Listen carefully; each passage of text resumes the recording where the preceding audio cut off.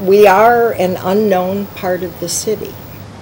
When people think of the face of poverty in Peoria, it's always the south end. And it's confusing to most people. Geographically, if you say you are located on the north side, this doesn't seem north to people. Dunlap is north to people, not the other side of I-74. It's completely surprising to people that we are serving this part of Peoria, and as of the 2000 census, we serve the two poorest census tracts in Peoria. Good morning, Peoria Friendship House. How may I direct your call? Without Friendship House, this neighborhood would really be at a loss. It's a poor neighborhood. We have to recognize that, and there are a lot of families that are struggling, especially when we have such a deep recession going on right now. Friendship House provides much needed services to some of the neediest folks in our community. They stand in the gap for seniors who are in need of a meal. They stand in the gap for our young students who are looking for after-school tutoring programs to help with their math, their reading. And the family in between that they give food to and help with utilities. The Friendship House stabilizes this neighborhood. It's one of the big factors in the neighborhood. I think it's clear, and I think it's easy to say that the Friendship House is a huge asset. I wish we had more Friendship Houses. I wish there's other locations in the city. I wish we had a Friendship House there.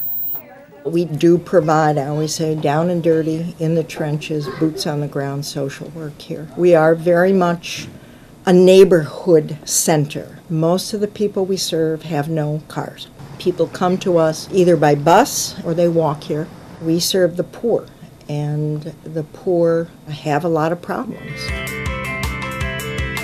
Emergency services is one of the core programs of Friendship House.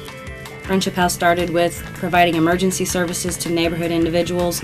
We provide diapers and milk and layettes for newborns, just helping the parents, the individuals, the families obtain their most basic needs: shelter, food. A large part of what we do, for example, are feeding programs. We run a food pantry and a soup kitchen. Last year, between them, we provided 50,000 meals to people in Peoria. This is the food pantry.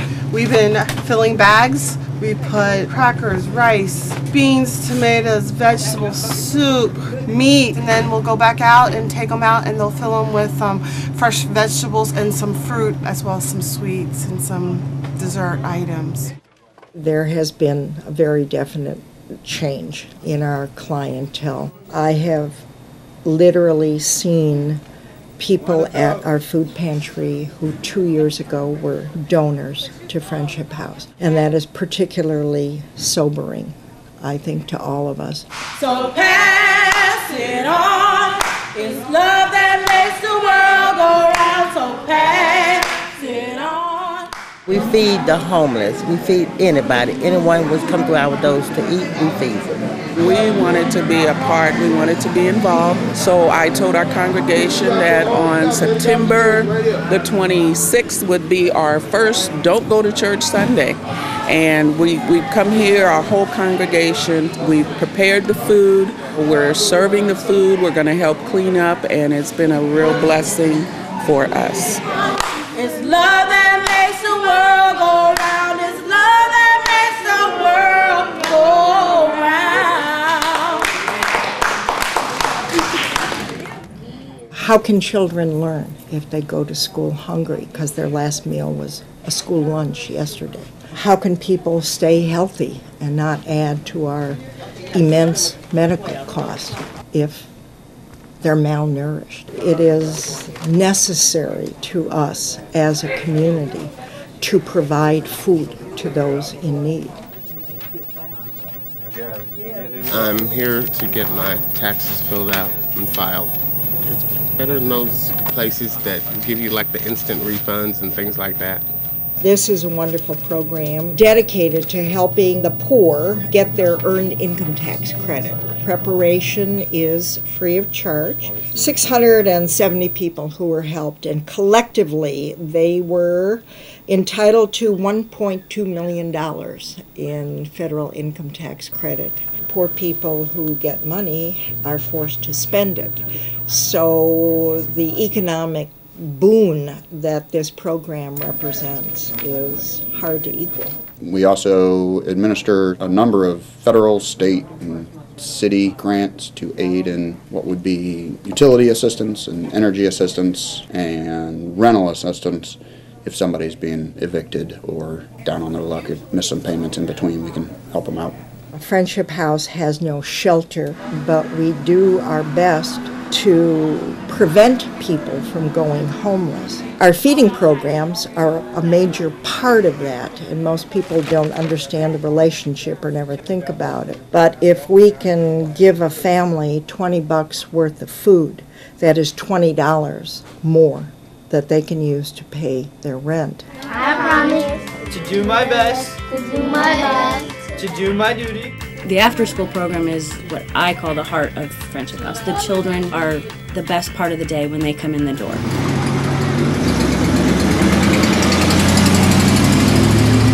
We are on our way to go pick up the kids. That's one of the high points of our after-school program, is that we do offer transportation from school and then back home. We offer quite a bit. We do one-on-one tutoring, and we also just do regular helping with homework. We do arts and crafts, we do field trips. We also do 4-H, which is the Healthy Eating Nutritional Program. We have Boys and Girl Scouts.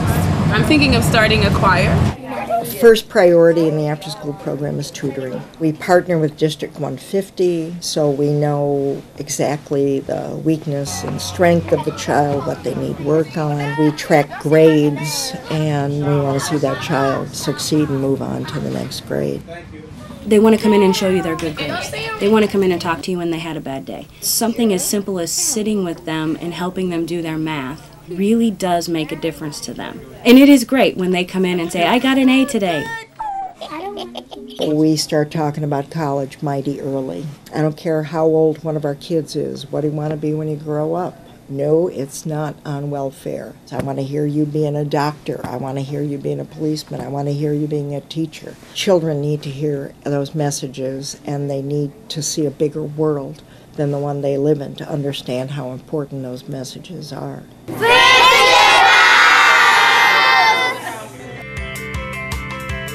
We are an affiliate of Dress for Success Worldwide.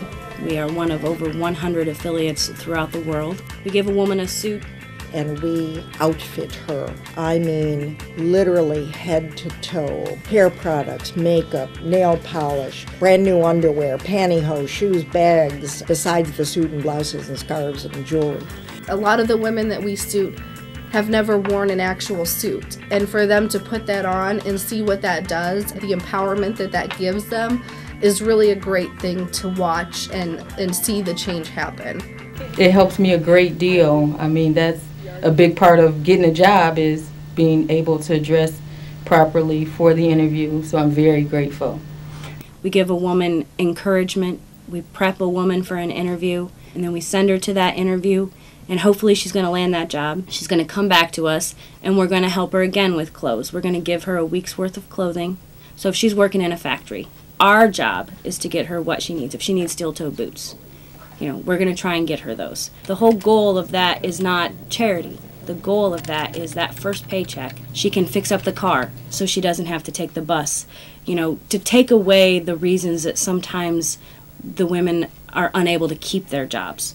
And then they're going to come back to us again and join our professional women's group. That's their networking group. They talk about what's going on in their life, challenges they have in their job, with their family. What they find is that we all have something to share with each other. They may think they don't have anything in common with the person next to them, but what they find out is they do.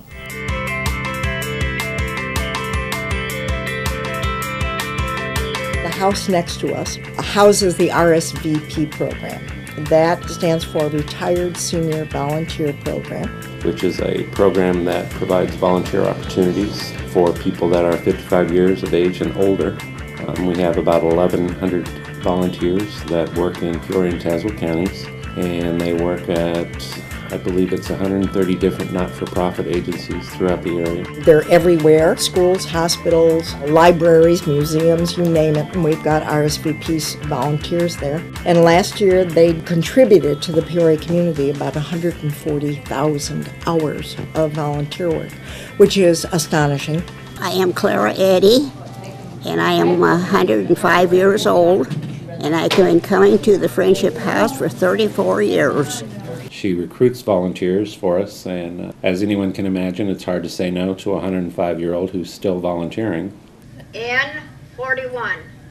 Senior programs. O64. We do have a Friday luncheon group of seniors who come here. Often this is the social event of their week. We have a business meeting, and then we have bingo. Can't beat it. Bingo. The best place to come to have fun. Hispanic outreach has really grown at Friendship House. We started offering basic translation services. We are now a program that's about helping the residents of Peoria transition to become better citizens. De hablar vamos mejor. We offer translation services, which Kata provides. She usually goes with the clients wherever they need to go, whether it's a medical appointment, a legal appointment, even something as simple as translating documents, she will do for them. The other push we make, of course, is education. Often when you hear conversations about immigrants, the first thing you hear is, why don't they speak English? The people I serve would love to learn English. I can't find teachers. I could run 5 classes a week and fill them. We also offer GED preparation classes in Spanish, which are taught by ICC. We have citizen preparation classes, and what that does is prepares people who are interested in becoming citizens to take the test. And that is our ultimate measure of success, is producing new American citizens. I've seen the people that we've helped in 2 years. I can't even imagine how many lives this place has helped and how many people we've touched in 60 years of service. I think that we've evolved with the needs of the community. And the 2 programs that probably now give us the most identity are 2 programs that didn't exist 60 years ago, and that's Dress for Success and our work in the Hispanic community. I know they do the work of Jesus Christ. I know that they are changing lives, as is evidence here today. He said, when I was hungry, you fed me, and they do that. When I was naked, you gave me clothes. They do that. They definitely are, as they say, Jesus with skin on. That comes through not when we pay someone's rent in accordance with the federal grant guidelines. The Christ-like behavior I see is in how we treat each other. It is the kind of respect that we have for our clients. They're there to serve just as Jesus served. By supporting Friendship House, you in turn are being the hands and feet of Jesus Christ. From our very beginnings, we have always been ecumenical, interdenominational. Church donations in general represent about 8% of my budget, and that is many denominations of churches, the single most important of whom is the American Baptist Church. I think that people need to give to Friendship House because Friendship House helps our community. When our community is strong, you know, when certain neighborhoods are strong, when individuals are strong, the community is stronger as a whole. Everything that we did before money became tight, there's just a surge on all of it now. So we need the money more now than ever before. Those out there that have the ability to give at this point want to know that they're giving to an institution that has transparency, accountability, and great outcomes. And Friendship House has all of that. These programs are very vital for the families that are living here. whether it be children, whether it be young mothers, whether it be senior citizens. There's something for everybody at Friendship House, and it's important that we continue to be able to reach out to those families in need. There are a lot of kids in Peoria that are good kids today or who are successful adults because of in some way, Friendship House has touched their lives when they were young. It's a very nice place to come and enjoy and have fun. And I think it'd be lovely if everybody would try to help the Friendship House. Growing up in Taft homes, I've been in need. I remember days of going to Irving School hungry sometimes. I remember not always having enough clothes to wear or shoes to wear. And so I feel very strongly that this is something that if you can give. We never know when our turn is going to come, when we're going to be in need. So I say give to the Friendship Houses, very much so.